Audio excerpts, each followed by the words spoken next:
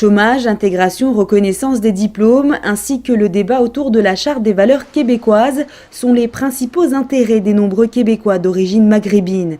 Le vote de la population musulmane estimé à 3% au Québec, dont un peu plus de 100 000 sont des électeurs maghrébins, pourrait s'avérer déterminant pour le résultat des élections du 7 avril prochain, notamment dans certains comtés de Montréal. C'est décisif à Montréal parce que les Maghrébins peuvent faire la différence dans, je dirais, presque une demi-douzaine de comtés. Alors ça compte là-dessus. Ils vont voter libéral localement, là où ils sentent que les libéraux sont gagnants ou sur le point de l'être.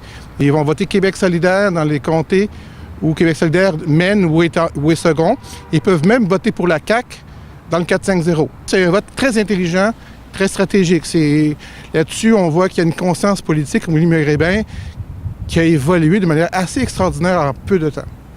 Pourtant, historiquement, les Maghrébins qui font partie des nouvelles communautés immigrantes au Québec ont depuis toujours voté pour le Parti québécois. Depuis M. Parizeau, il y a quand même eu le travail des premiers ministres ou des chefs de parti, Landry et Boisclair, qui avaient amené le PQ dans un autre sens pour aller chercher les communautés.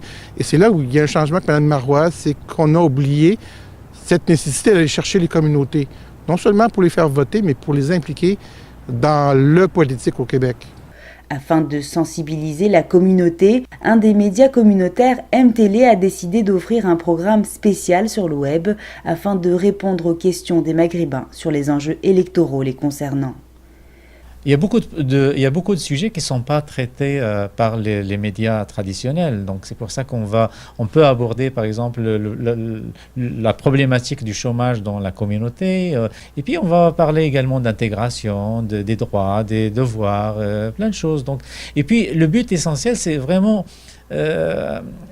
inviter les gens à aller voter et leur montrer que c'est la seule manière dans un univers démocratique de s'exprimer. C'est plus un travail pédagogique qu'on fait. Selon Abdou Zirat, même si le PLQ est en tête des sondages, les jeux ne sont pas encore faits. Je voudrais pas que ça soit le fait que la communauté est contre la charte en grosse majorité, que le Parti libéral considère que la communauté est acquise. Je souhaite que le Parti libéral se prononce sur les problématiques spécifiques de la communauté.